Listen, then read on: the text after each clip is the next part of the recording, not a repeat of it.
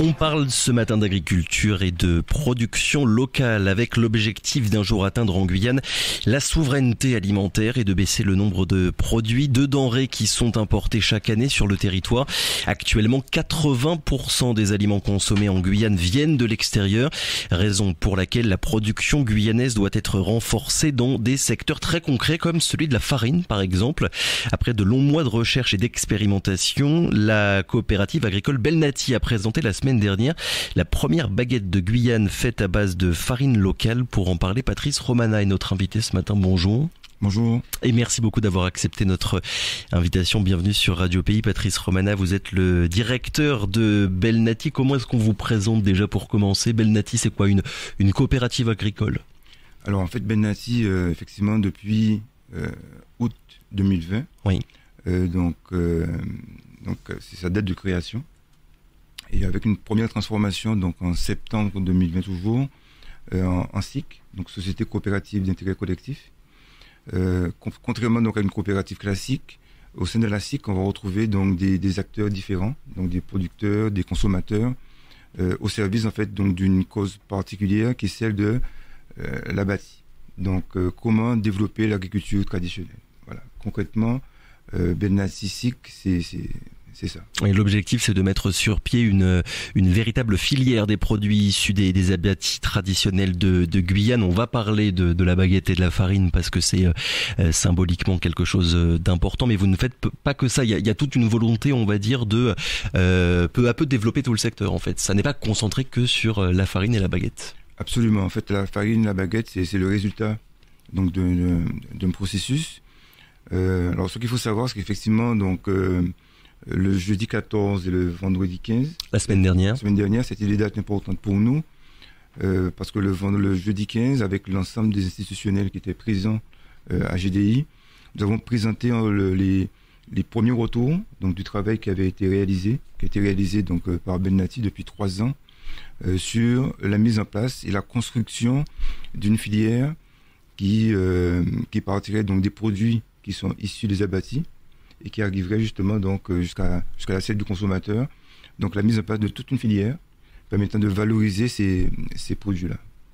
On parle souvent, dès qu'on parle d'agriculture, mais aussi d'autres secteurs, de filières, de structuration de filières. C'est des mots comme ça qui peuvent parfois paraître un petit peu abstraits. Ça veut dire quoi très concrètement? Structurer la filière des produits issus de l'agriculture traditionnelle guyanaise, Patrice Romana. Alors c'est effectivement, donc c'est bon, en tout cas pour nous, le travail que nous avons réalisé, ça a été déjà de commencer par comment renforcer la production agricole au niveau des abattis. Il faut savoir que c'est vraiment le secteur, donc c'est où on va retrouver le plus grand nombre d'exploitants. Alors c'est vrai que les chiffres ne sont pas forcément toujours très clairs. Pour certains c'est 80%, pour d'autres c'est plus de 90% des exploitants qui composent l'agriculture donc traditionnelle. Oui, c'est vrai qu'en préparant les questions, j'ai essayé de trouver des chiffres. On a beaucoup de mal à les trouver. Il y a pas mal de flou autour de cette question-là. Absolument. C'est vrai que c'est une vraie problématique. Les statistiques donc à ce niveau-là. En tout cas, ça représente beaucoup de monde dans tous les cas. Pour ce qui est sûr, parce qu'il y a un consensus sur le fait que c'est la très grande majorité donc des exploitants, grande majorité qui n'était pas forcément reconnue, problème de terre, de propriété, etc. Mais qui en même temps représente un potentiel de production qui est juste essentiel donc pour la Guyane.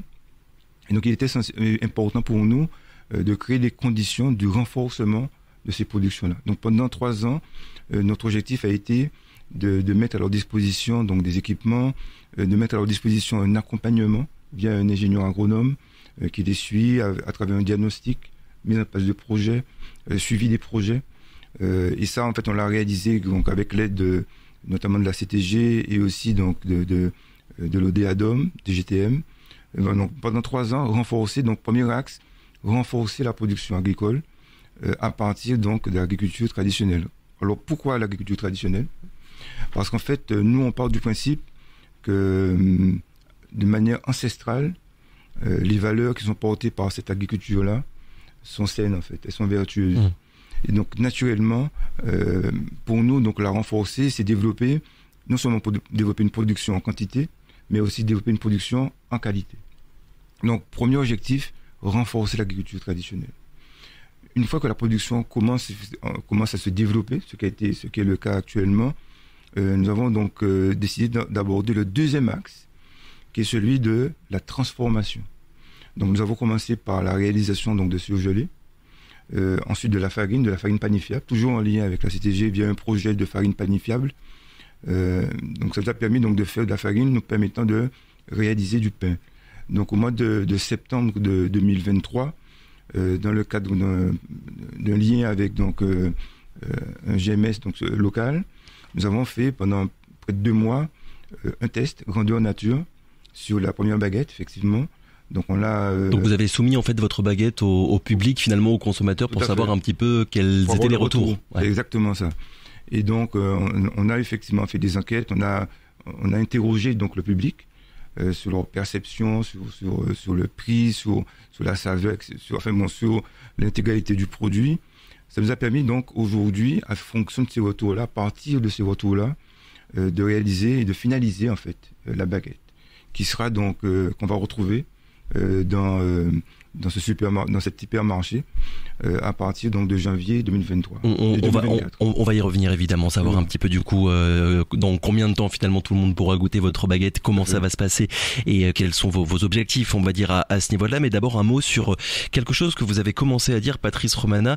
Il faut que la Guyane finalement fasse de la transformation. Dès qu'on parle de souveraineté alimentaire, dès qu'on parle d'agriculture, tout le monde pense un petit peu instinctivement comme ça à la production finalement pure et simple de produits, de la viande, des œufs, des fruits, des légumes, les produits aussi, on en parle depuis tout à l'heure, issus des abattis traditionnels de Guyane. On pense moins à la transformation. Il faut aussi que la Guyane devienne une terre de transformation pour ne pas que produire finalement des produits. C'est exactement ça. Alors en fait, c'est vrai que pour nous on part du principe que pour qu'il y ait souveraineté, il est essentiel en fait qu'il y ait donc faut que la Guyane soit quelque part autonome sur certains produits, ce qu'on appelle des produits clés, des produits stratégiques. Nous, on a fait le choix d'identifier comme produit stratégique la farine, parce qu'il est clair que demain, il y a une situation difficile. Avoir de la farine, en tout cas, c'est essentiel si on veut pouvoir nourrir la population. Ouais, on voit bien quand il y a un risque de pénurie, tout le monde se jette, pas qu'en Guyane d'ailleurs, c'est le cas partout, sur les mêmes produits, le lait, les œufs et la farine. Et la farine. Et donc pour nous, donc, au niveau de Bennati, on a donc fait le choix effectivement donc, d'investir ce produit-là, donc la farine, d'investir donc les surgelés, donc en fait tout ce qui est féculent, donc ça a été vraiment notre priorité. Donc nous on parle de souveraineté à partir du moment où il y a une forme d'autonomie sur les produits clés en fait. Donc voilà, donc et en même temps, avoir ces produits-là, il faut pouvoir les faire ici sur place. D'où la mise en place donc d'une stratégie donc de transformation. Donc Bennati au départ qui est une coopérative, nous avons donc ensuite vu la nécessité donc de créer donc une autre structure qui s'appelle aussi Bennati Group. Donc nous avons Bennati SIC, la coopérative, Bennati Group qui s'occupe donc maintenant de la transformation. Pour pouvoir faire en sorte qu'effectivement que la Guyane soit en mesure de pouvoir avoir ce type de produit. Mais pour y arriver, du coup, ça va impliquer à ce niveau-là d'avoir des équipements, du matériel, toute une industrie finalement que la Guyane n'a pas encore beaucoup à ce niveau-là, voire même pas du tout. Complètement. En fait, il y a tout un écosystème donc, à créer. Ça a été justement donc un des enjeux donc de la présentation que nous avons faite donc le 14 décembre. Où on a justement donc expliqué donc ce travail-là, les enjeux qui sont liés à ça. Je ne vous cache pas que pour nous, le 14, c'était un moment important, car les institutionnels ont pu justement se rendre compte du travail qui avait été réalisé. Et donc voilà, nous avons pris donc mot avec eux. Nous allons donc mettre en place donc dès janvier 2024, nous allons tous les réunir autour donc, de ce qu'on appelle un comité pilotage, pour développer une plateforme où tous les acteurs pourront être présents, plateforme que nous avons appelée donc Abati 2030, créer un système alimentaire guyanais qui soit souverain, en impliquant donc les acteurs autour de cette problématique. Donc Abati 2030, c'est le dispositif donc que nous souhaitons donc initier, développer avec les acteurs donc de la Guyane. Oui, vous êtes notamment soutenu par la collectivité territoriale de Guyane qui vous suit dans ce projet-là. Vous avez donc présenté, Patrice Romana, votre baguette 100% guyanaise. On est fin 2023. Ça fait combien de temps que vous travaillez dessus? Wow, ça fait maintenant plus d'1 an. Oui. L'enjeu était de pouvoir donc mettre à la disposition donc de la Guyane un produit qui soit réalisé à partir donc des farines de Guyane, en sachant que, on l'avait déjà expliqué, mais au jour d'aujourd'hui, faire du 100% farine locale, ça reste difficile. Donc on est dans la composition, on va retrouver donc de la farine de cramanioc, de la farine de patate douce et de la farine de blé pour le côté panifiable. Donc là, pour le coup, le blé, il n'y en a pas encore en Guyane. Non, évidemment. Donc voilà. Donc par définition, on est obligé effectivement de ce point de vue-là, donc d'importer effectivement, d'utiliser le blé. L'objectif, c'est dans les 3-4 ans qui viennent, pouvoir réduire au maximum pour qu'on puisse se retrouver en tout cas avec une baguette qui soit, une baguette, faire du pain qui soit vraiment à 100% donc local.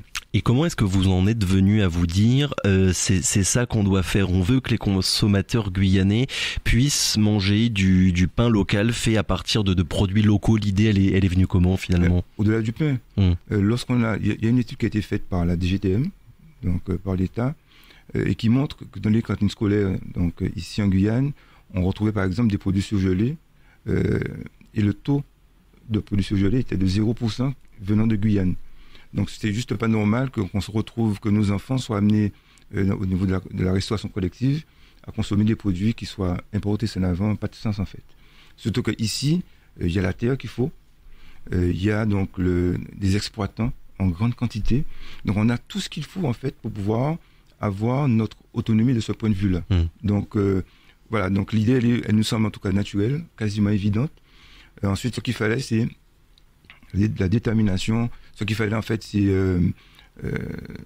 la volonté donc de pouvoir mettre tous les acteurs autour d'une table dans la même dynamique pour pouvoir arriver en tout cas donc à produire ce type de produit. Ça paraît logique, évident et naturel. Pour autant, cette question-là, vous parlez de la restauration collective, elle n'est pas propre à la Guyane. On le voit bien à l'échelle de toute la France hexagonale notamment. On se rend compte que, alors qu'il n'y a pas les mêmes difficultés que pour la Guyane, avec notamment le transport et la production, on se retrouve avec des établissements scolaires, des EHPAD, des hôpitaux qui ne sont quasiment alimentés qu'avec des produits surgelés qui viennent de je ne sais où à l'autre bout du monde. Du coup, il y a la question du coût aussi qui se pose là très concrètement pour certaines cantines scolaires. Est-ce que vous pouvez arriver à faire en sorte d'amener des produits surgelés locaux qui concurrencent finalement en termes de coûts ceux qui viennent de Chine, du Brésil et d'ailleurs? Alors effectivement, la question est évidente. Il faut qu'on puisse fonctionner au niveau local. En revanche, la solution n'est pas simple. La solution n'est pas simple parce qu'en fait, ce n'est pas juste une problématique de privé ou de public. Il est essentiel de pouvoir donc associer du public, du privé. Il faut des financements. Il faut bien comprendre qu'aujourd'hui, une de nos principales limites, c'était le financement, par exemple. Il faut bien comprendre ça. Il faut bien comprendre que lorsqu'on met à disposition donc un ingénieur agronome au service des exploitants, ce n'est pas rentable immédiatement. Donc, il est important que les fonds publics puissent justement donc et pour avoir une vision à long terme aussi. Absolument. Donc, ça demande effectivement donc des moyens importants. Ça demande que les acteurs soient vraiment impliqués. Donc, oui, la question est évidente. En revanche, effectivement, les solutions donc demandent donc une multitude donc d'acteurs et donc des financements importants, des équipements, de l'énergie. Donc oui, de ce point de vue-là, la solution demande en tout cas donc beaucoup d'engagement en fait.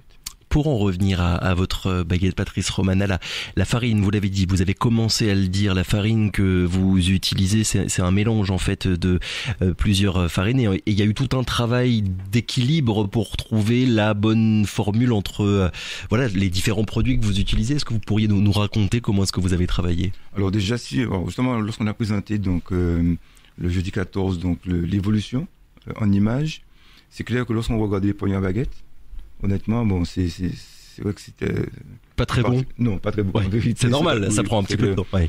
Alors, au-delà du côté visuel, au niveau du goût, alors lorsqu'on met trop de cramanioc, donc ou lorsqu'on met trop de patates douces, le goût n'est pas forcément bon. Donc, il fallait trouver vraiment le juste pourcentage. Est-ce que c'est du 16%, du 14%? Donc, vraiment, ça a pris du temps pour trouver vraiment le goût équilibré, en fait. Et ça, effectivement, c'est vrai que ça a pris du temps. D'une part. D'autre part... C'est un vrai travail de chercheur, en fait, qui essaye de trouver la formule magique, en quelque sorte. En quelque sorte. Il faut savoir aussi que il était important aussi que pour nous, que cette baguette-là, que ce produit-là, que cette farine-là soit une farine donc, qui répond à des critères de santé aussi.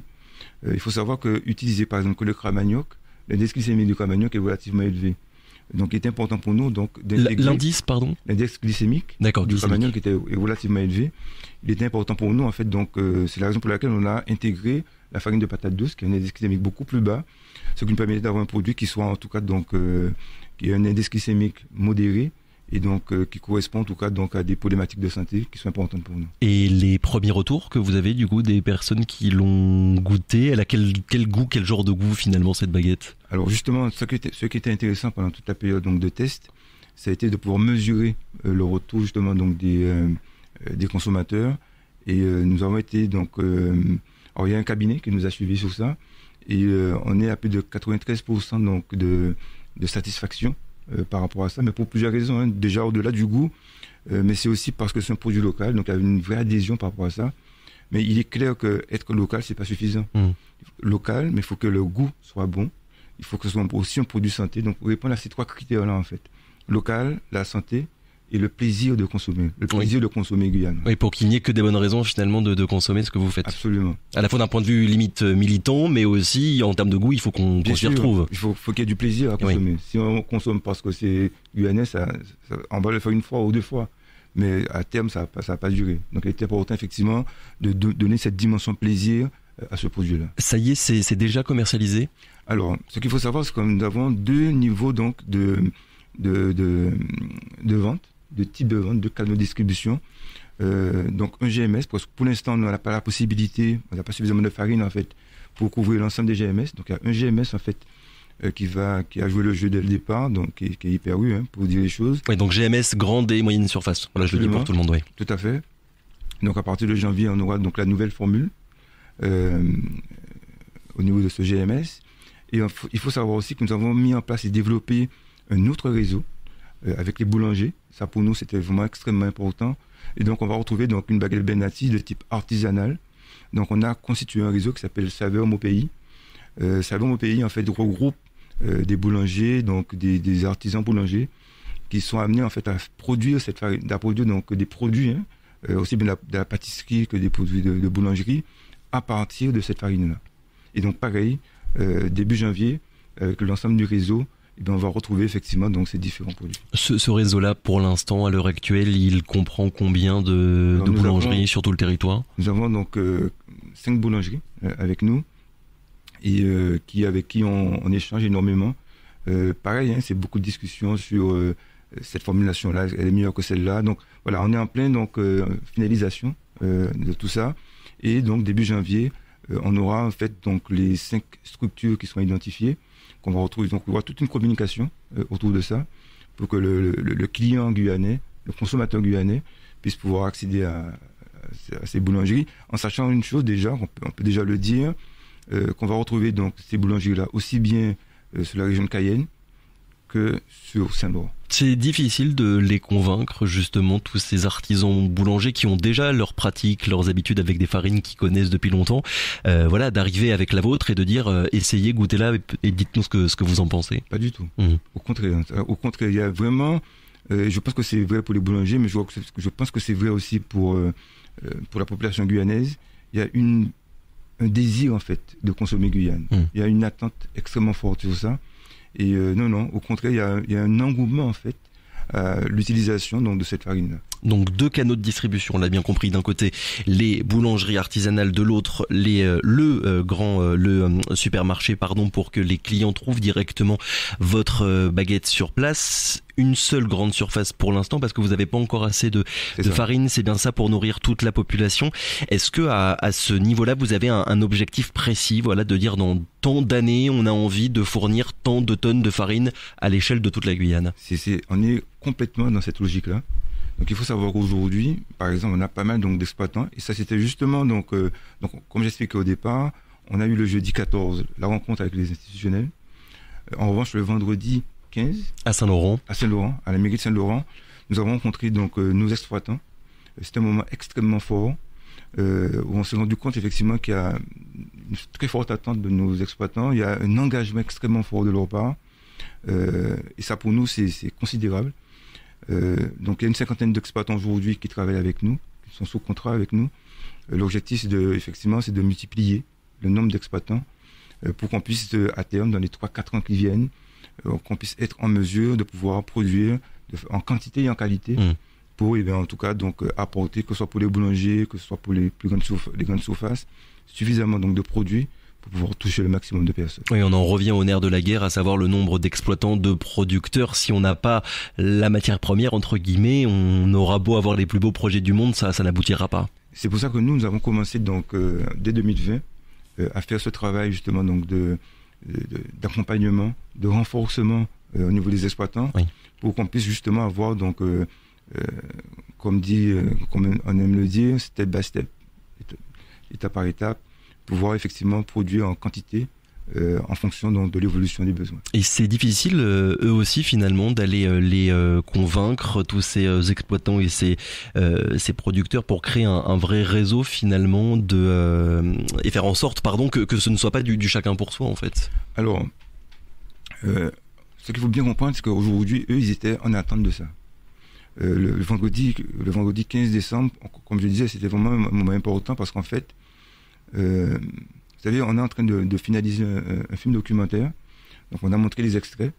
Et dans le film documentaire, il y a des images de nos exploitants. Et le fait donc de les valoriser, ça pour nous, c'est une forme de reconnaissance qui est fondamentale. Donc aujourd'hui, oui, ils sont extrêmement demandeurs d'un accompagnement, extrêmement demandeurs donc d'orientation en termes de production. Il faut savoir que on a des exploitants aujourd'hui qui plantaient très très peu de Cro-Magnoc, mais qui maintenant développent, ils ont des hectares plantés en Cro-Magnoc. Ça c'est considérable parce qu'en fait, il y avait une attente des exploitants d'avoir cette reconnaissance-là, qu'on puisse leur dire donc que produire, qu'est-ce qu'il faut produire. Et aujourd'hui, oui, aujourd'hui il y a vraiment un engouement des exploitants pour aller dans cette direction. Oui, reconnaissance, mais aussi un accompagnement finalement, pour ne pas que tout le monde soit seul de son côté. Absolument, c'est tout le travail donc de Ben Natisik, c'est de pouvoir planifier en tout cas donc les productions. Donc nous travaillons notamment avec une structure qu'on appelle GDI. GDI, en fait, avec eux, nous sommes en train de mettre en place donc un logiciel de suivi donc des productions, ce qui permettra en fait donc d'avoir un meilleur accompagnement, une meilleure planification en fait donc des différentes productions. 50 exploitants, une cinquantaine d'exploitants, on va dire actuellement. Est-ce que vous avez encore une fois des objectifs précis dans les années qui viennent pour vous dire, voilà, avec tant de personnes qui sont avec nous et qui travaillent avec nous, on arrivera à peu près à nourrir pas toute la population évidemment, mais en tout cas une grande partie et beaucoup plus qu'actuellement. Voilà, c'est vrai que notre objectif, entre 400 et 500 exploitants dans les 4-5 ans qui viennent, faire en sorte effectivement qu'on ait ce maillage là, effectivement, ça nous permettra donc de répondre, en tout cas donc de manière très conséquente aux enjeux du système alimentaire guyanais. Les produits issus de l'agriculture traditionnelle guyanaise, ils sont pas assez accessibles aujourd'hui, selon vous, au plus grand nombre, les jeunes évidemment, mais aussi les familles et toutes les personnes qui habitent en Guyane. Non, mais c'est clair. C'est-à-dire que faut bien comprendre que les produits en général des abattis, très souvent restaient au niveau des abattis ou bien restaient au niveau donc d'un territoire très limité.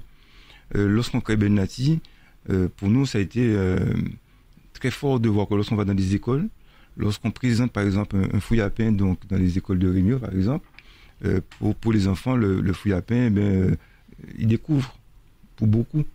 On a une connaissance extrêmement forte donc de la pomme, des raisins, on maîtrise parfaitement cette affaire-là. En revanche, concernant nos produits, nos enfants sont quelque part déconnectés. Donc il est urgent pour nous aujourd'hui de reconnecter en fait notre population, enfin une partie de notre population, effectivement, donc non seulement à ces produits-là, mais au-delà des produits, c'est aussi un art de vivre, c'est un respect de la nature. Oui, il y a des liens finalement entre tous les secteurs et tous les domaines. C'est pas que la souveraineté alimentaire en tant que souveraineté alimentaire. Absolument, ça pour nous c'est juste essentiel. Il ne s'agit pas d'être simplement souverain d'un point de vue alimentaire, mais il s'agit aussi d'avoir la santé, il s'agit d'avoir un rapport à la terre qui soit respectueux. Donc c'est un rapport à l'autre. Et donc de ce point de vue-là, c'est vraiment un projet de société. C'est pas juste un projet d'une entreprise ou d'un groupe. C'est vraiment un projet donc de toute une société en fait. Dernière question, et ce sera la dernière, Patrice Romana, c'est quoi le regard que vous avez justement sur la souveraineté alimentaire? Quand on en parle, j'ai l'impression qu'à chaque fois ça semble abstrait, lointain, comme si on s'était un petit peu habitué à ce que ce soit juste un objectif qui paraît comme ça incroyablement difficile à atteindre. Est-ce que la Guyane manque d'initiatives comme la vôtre, très concrètes finalement, qui sont ciblées sur un produit, un secteur, pour pas parler de souveraineté alimentaire comme ça de manière un petit peu hors sol? Alors, je ne vous cache pas que pour nous, le sentiment que nous avons, c'est qu'il y a de plus en plus justement d'initiatives. Je prends l'exemple du Nawasai, par exemple, il y a des initiatives donc, qui se font, que nous respectons, que nous saluons, qui sont extrêmement fortes. Je pense que c'est un début. Nous sommes au début, en tout cas à mon avis, d'une nouvelle histoire donc, économique pour la Guyane, où vous avez de plus en plus d'acteurs qui s'engagent en tout cas dans cette direction-là. Et en tout cas, nous, ce qu'on souhaite, c'est de pouvoir justement donc participer à notre niveau de ce point de vue-là. Et pour terminer, il est important aussi pour nous donc de bien faire comprendre que le projet Ben Nati, c'est pas une ou deux personnes, c'est vraiment un projet collectif. On a reçu énormément d'aide, donc de particuliers. On a reçu donc je prends l'exemple donc des machines que nous avons eu, nos premières machines en termes de transformation de farine. Ça a été en tout cas donc des mises à disposition. Donc voilà, donc des gens comme je suis de mon pays par exemple qui nous ont aidés. Il y avait des structures comme Réseau Entreprendre qui nous ont effectivement donc accompagnés. Donc voilà, donc il y a vraiment, on sent aujourd'hui une vraie mobilisation des acteurs autour de cette problématique-là. C'est vrai que il y a beaucoup de discours autour de ça, mais on sent en même temps aussi vraiment une mobilisation des acteurs. Souveraineté, mais aussi solidarité alimentaire. On terminera là-dessus. Merci beaucoup, Patrice Romana, d'avoir été avec nous ce matin pour revenir donc sur tout ce que vous faites depuis maintenant 3 ans. On le rappelle, s'il y a des personnes qui sont intéressées, qui veulent entrer en contact avec vous, votre site internet, réseaux sociaux, ça se passe comment? Alors, effectivement, il est en train d'être recomposé. Oui. Mais sinon, effectivement, c'est bennati.net. Donc, on va sur Internet et on trouve assez facilement.